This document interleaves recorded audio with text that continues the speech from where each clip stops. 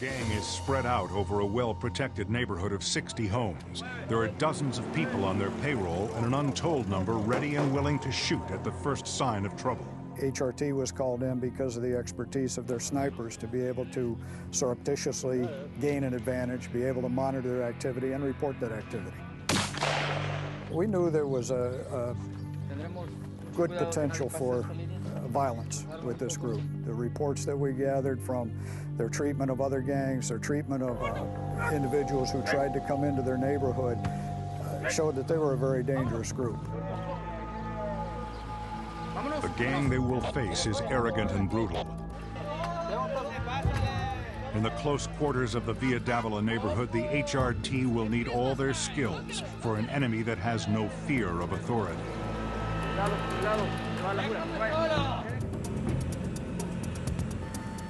To keep a low profile for the arrival of Haiti Americans and their equipment, the team travels in small groups.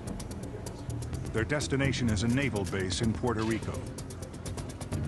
In this case, we went directly onto the military base and stayed on the military base until we needed to move forward to conduct the operation. We did all of our training and rehearsals at the military base as well.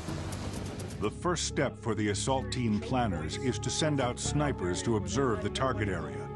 They must conduct their surveillance operation from a position close enough to identify suspects, but far enough away to prevent detection.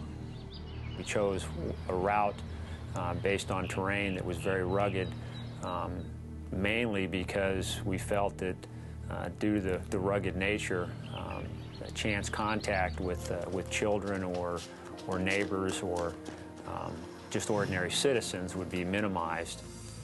From their hide sites, the team observes and records these daily gang routines. They are less than 30 yards away from the nearest suspects.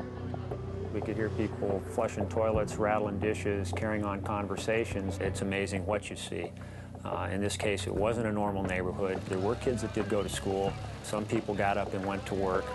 But there was a lot of very open criminal activity, drug dealings, money changing hands, visible weapons, which isn't what you see in a normal neighborhood.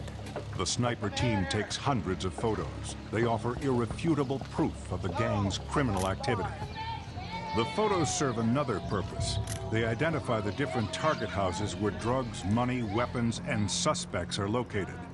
There are more than 60 houses in the neighborhood. Spread out among those are more than 15 that are involved in Arroyo's drug operation. As you know, this is a secret briefing. The takedown operation is planned for March 11th. For security reasons, the task force withholds details of the plan of operation from the local police in Puerto Rico until the morning of the raid. The task force identifies 3 lookout posts. The main one is a gas station outside the neighborhood. The teams will have to get past the gas station without being spotted to maintain the element of surprise. At the appointed hour, the attack begins. There are over 10 assault teams striking targets simultaneously in and out of the neighborhood. Our objectives in moving into a site is to move hard, move quick, move strong, overpower the subjects with manpower, with firepower, and let them know right out front that it's not a good idea to fight back. The arrest of the Via Davila gang makes headlines everywhere. By the time it's over, 22 of Puerto Rico's worst street criminals of recent memory are handcuffed and taken away, including the gang's kingpin, Juan Carlos Arroyo.